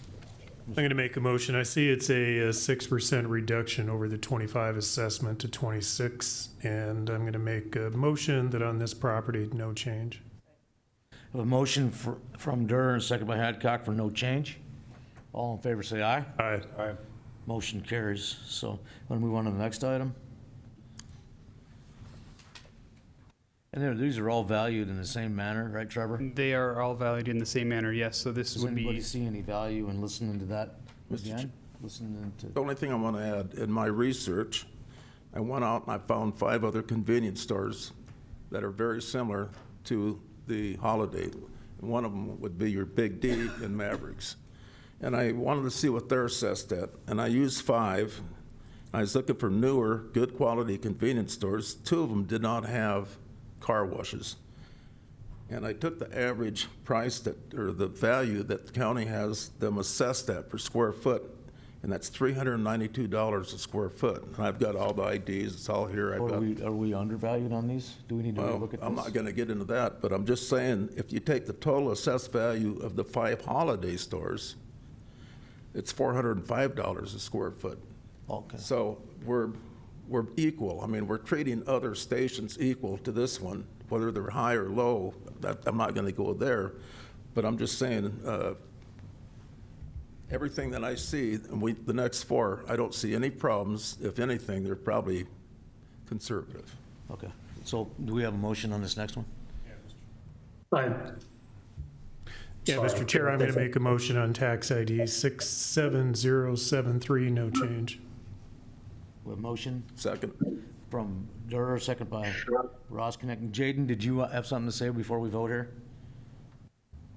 I was just gonna point out one thing on some car wash value. I know you're saying that we're being treated equally, but if you looked at parcel ID 70119 and 67569, which are 2 equity comps that Trevor used, and if you take a look at those car washes, just look at them. I have them pulled up if I need to show y'all them.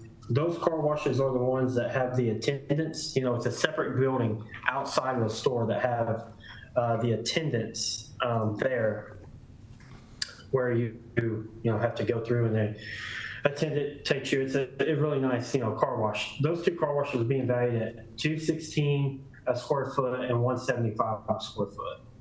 Our car washes, on average, are being valued at 178 a square foot, and they are connected to the store, and they're not, they don't have the attendant. They're just your typical, pay, run through it, quick, easy car wash.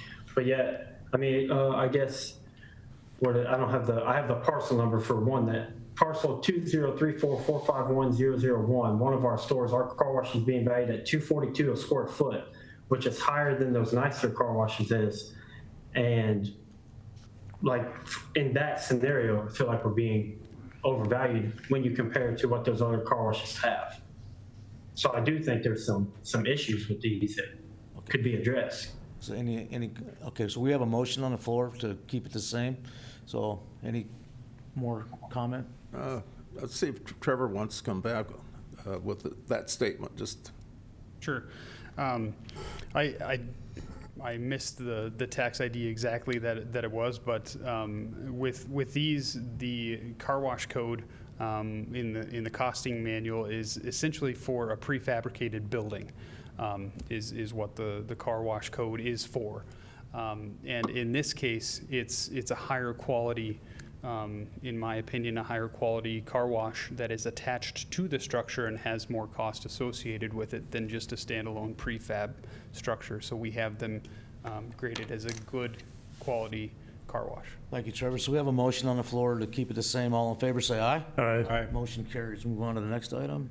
And we'll This have one's entertain a motion here. 796.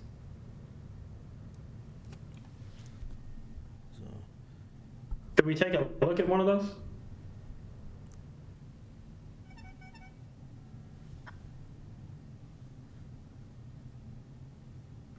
So are we on ID 66091, item K? 67796, I believe. 67796.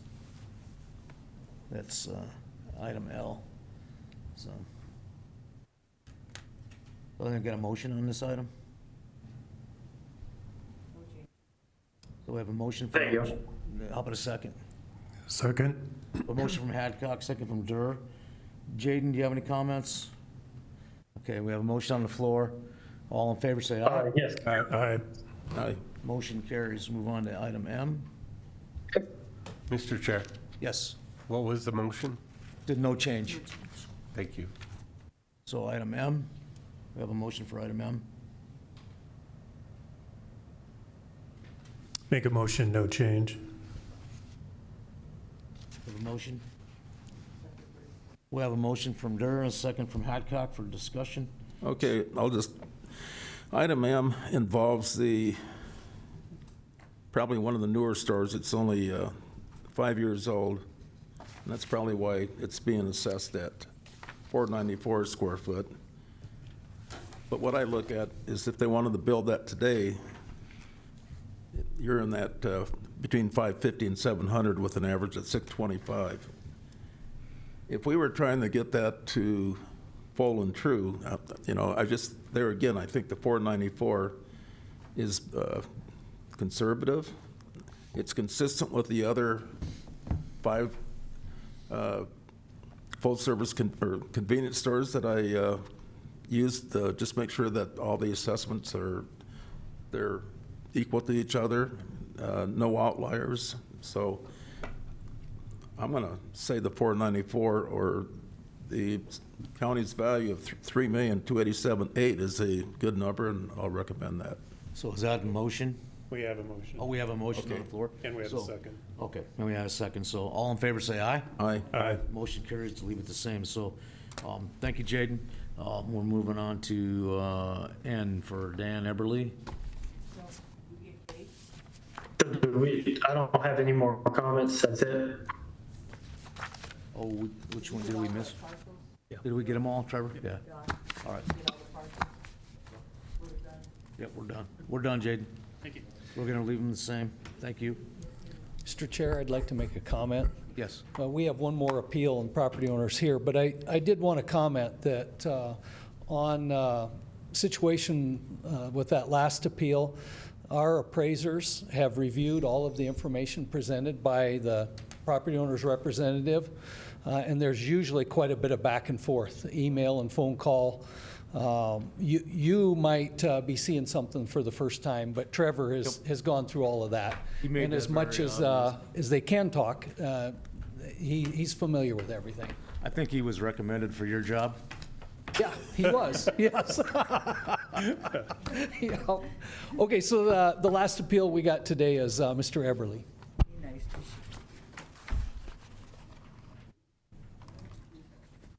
Shannon? Hi. Hi. You get me tomorrow, too. Oh, my gosh. And we get Mr. Eberly, so let's start, so. Did you get certified? So, I'll go ahead and start with Mr. Eberly, Shannon. Okay, Shannon Champion, Equalization, Ag Assessor. This property is tax ID 59520, owned by Daniel and Deborah Eberly. This is located at the corner of 159th and 229th, which means a lot, but it's just west of Wild Springs, the solar facility in New Underwood. Oh, so, okay. So it's just a little ways outside of town there. How many acres is this? This is 161.96 acres. Ag was removed from this property during reappraisal of last year. So it did increase by $64,000 in value. When I was on the property, I didn't see any agricultural activity. There's not a breeding operation for anything but dogs. The owner confirmed that there are 6 retired horses and mules on there that are just old and gonna die there. And then 5 additional equine that were bought and intended to sell off the property.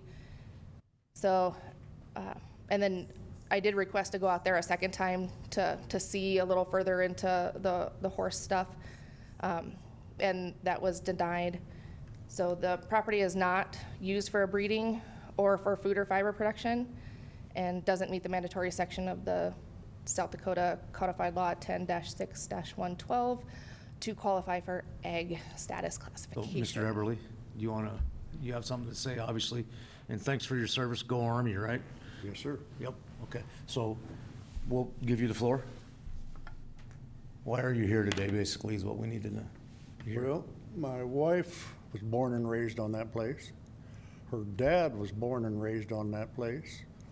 His folks were born and raised on that place, and we're trying to keep it for our kids to have something when they get older. But 2 years ago, I had prostate cancer. So after a regimen of radiation, pretty well lost my balance. I can walk fairly good now, but I couldn't get much done. So we kind of cut back on everything. She had a lot of chickens. She sold eggs. She had a big garden. She sold some produce. She raised, for years, she has raised dogs, stock dogs, not just little yappers or something like that. They're cow dogs. And she has sold them all over the country. In fact, some have gone overseas. And that's how we paid all our stuff. We've always paid our taxes. We don't mind paying taxes. We just want to have our country living. We know if we have to sell that land, there's going to be a bunch of idiots come in there and build houses. And that isn't what we want. We don't want a bunch of neighbors. In fact, we got more neighbors than we want now. But they're fairly good. We got a new one. And you got a solar farm neighbor, too. Do you like that solar farm? Pardon me? Do you like that solar farm? No comment. Okay. I Not can read impressed between the with it lines. at all. They have torn up the roads and it just has been such a pain in the area, which also increased our traffic. So, Mr. Eberly, I gotta ask you, do you understand the guidelines for having this ag? That's what you're debating, right? The ag. Do you understand the criteria you have to meet? You have 160 acres, so you can grow hay or something, right? Is that right, Commissioner Durr? Yes. Okay, so, Mr. Chair, yes, Commissioner Roskine. Shannon, can you put that up on Rapid Map so we can get an idea where that's located and Dawn what the can get surrounding land looks like? It's right next to the solar farm. Well, I just want everybody to see it. I mean, to me, it's located in an area that's ag, and then I look, maybe it doesn't have a statement that says $2,500, but you got to ask yourself, could that generate $2,500? You know, Yeah, and I think that's where that's- I'm coming from. Okay. So, as they're pulling this up, Mr. Commissioner Chair. Durr. Yeah. So this one got brought to my attention, and Everly's kind of notified me as to what was going on, and the fact that they were losing their ag status. And at the point in time, I believe, part of it was you have to have $2,500 in income. And they did what, it's not in the record here, I don't believe, because we wouldn't show it, but they submitted a Schedule F showing that they Ariel, had. go ahead, Sherry, sorry. No, I'm saying that they submitted a Schedule F showing that they were meeting the $2,500 criteria, and a Schedule F showing for farm, I'm in this for an ag business production. And coming in a conversation, because I know, I've known the family for decades, but, they were also, in the, getting back to the production with horses, and we had a conversation about, is a horse a farm animal? And then getting back to what the criteria would be. And so then saying, okay, well, I was out there and right now I don't see where you're utilizing the land, for ag purposes. And I haven't, if you pull it up there, is there any of this that's production for hay? No, we don't cut any of it because, You were grazing it all. yeah, Yeah. it's so costly to have the equipment. Correct. Yeah. So anyway, but going back to it, and then, a conversation, with Mrs. Everly about, if utilizing the land for ag production, producing a Schedule F, and then getting into it about, and this goes back to my comment about some of these people in the county that are losing their ag. It's the fact that we're taking a snapshot and looking at it when we're out there on site, but we're not taking in, historical land use or future land use. And my comment on some of that when we met with Shannon, Commissioner Weifenbach and I did that. So if you go out to a piece of property and in 1 year you see that, you got a section of ground and you go out and look at it and you go, you're not producing hay, I don't see any livestock on it. What is the intended use of the property? Well, I'm in a drought. I'm not grazing it right now. I'm not doing A, B, and C because I'm not, I'm in a crop rotation, or I'm gonna, the pasture's been overgrazed. I'm gonna leave it for a few years, and I'm not haying it. I'm not grazing it for livestock, but I'm, using it for an intended ag purpose. And then it goes into the questions we had about, a breeding operation. And these are some things that are going to come in front of the commission because we as a county have to resolve some of these issues because they're one of many that have phoned in and called in and reached out to various commissioners. And there's many in the loop. And it comes back to getting back to what the state law says and, is a horse a farm animal? And then you go into, livestock. And then the discussions we had, well, if you have a breeding operation for horses, then we would have to validate that you're selling the horses to go into an intended, ranch horse or purpose. And I'm like, are we actually going to dig in and go, okay, you sold this animal for $10,000, meeting the criteria for, let's just say ag production, but I'm going to go validate that, that horse is being used on somebody else's ranch. And so when we have these discussions, it goes back to the breeding thing. And then if somebody buys an example I gave, okay, I don't have cows, I don't have bulls, but I go and I speculate and I'm going to go buy 500 yearlings and I'm going to put them out and I'm going to run them and then I'm going to resell them. I'm not breeding them. I bought them for, and you look at the price of cattle.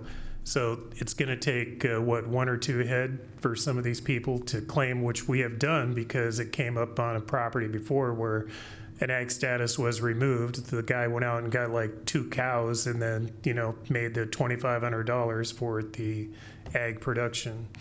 And so anyway, in this case, I just think it's a larger discussion about the snapshot in time when we look at a property and what decisions we make on property that has been, ag for 100 years.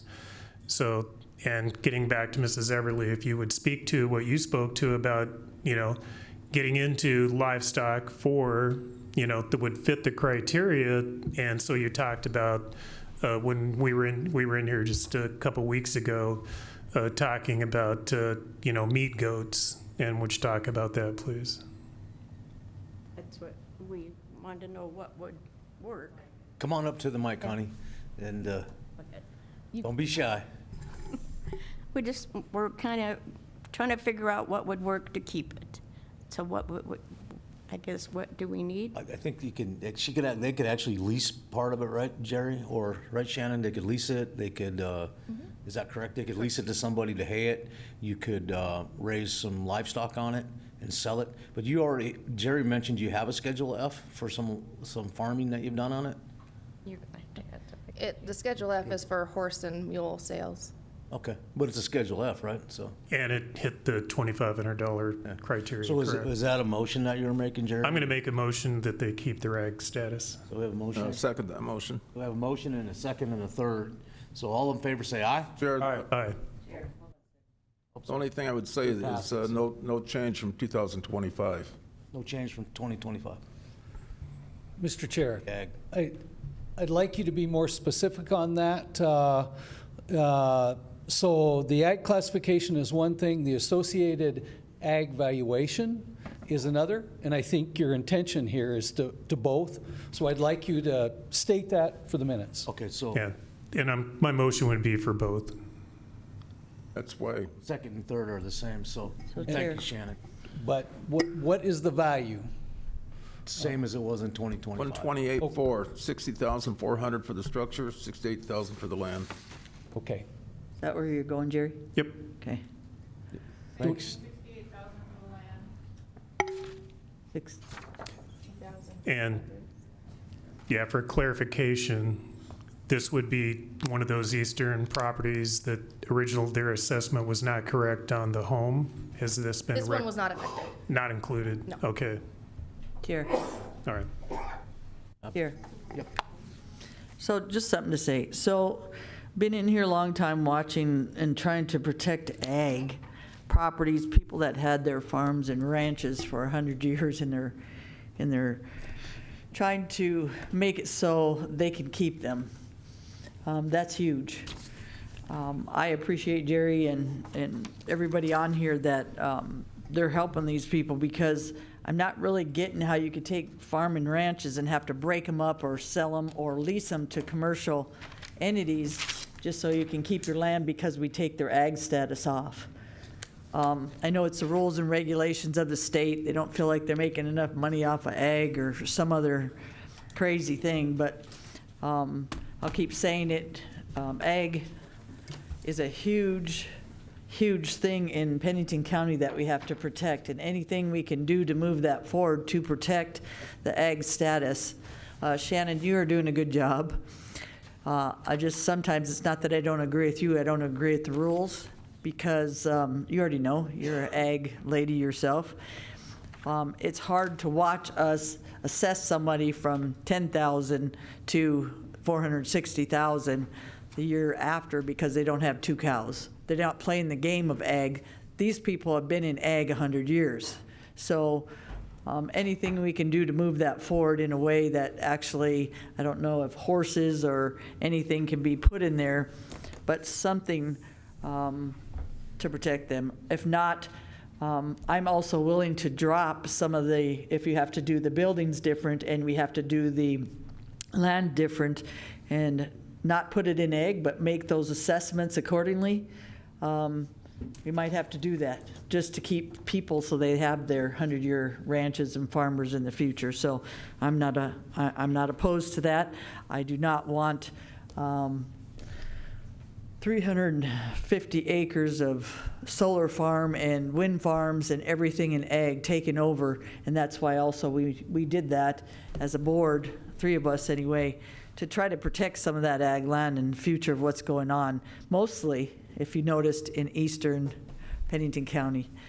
You have tried to help us with that as much as you could, Shannon. Like I said, I think you do a good job, but it's our job to try to counteract that in a way that we're protecting the people that have been in there many, many years. So those are my comments. Let's keep seeing what we can do for the ag community out east, protecting them and keeping them on their farms and ranches for the future for their children. Thank you. Thank you, and then, obviously, we're all working together, so we kept your property the same, it'll be in the ag, and it'll be the assessment and everything, Shannon can help you with that, so.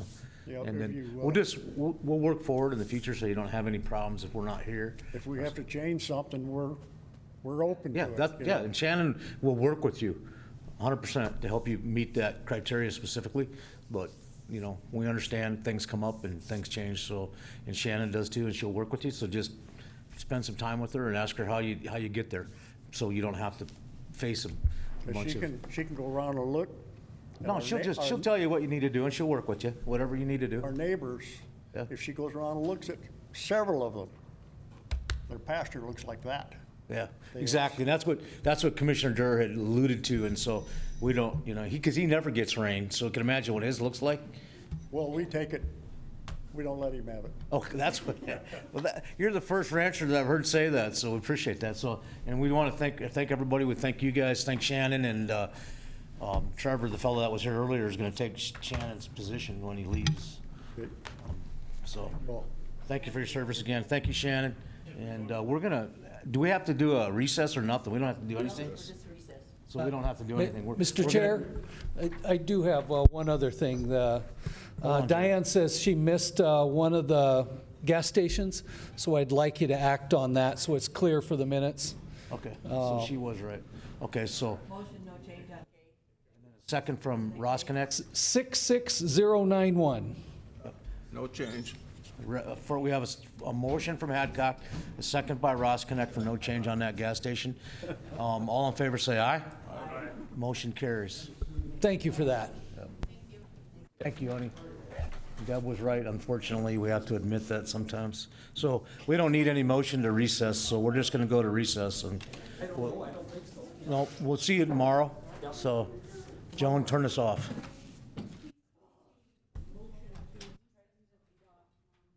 We have a motion to recess for tomorrow, till tomorrow morning. We have a motion from Hadcock, second by Ross Connect. All in favor, say aye. Aye. Motion carries. So we're in recess. Thanks, Ron, for that. That helped on that.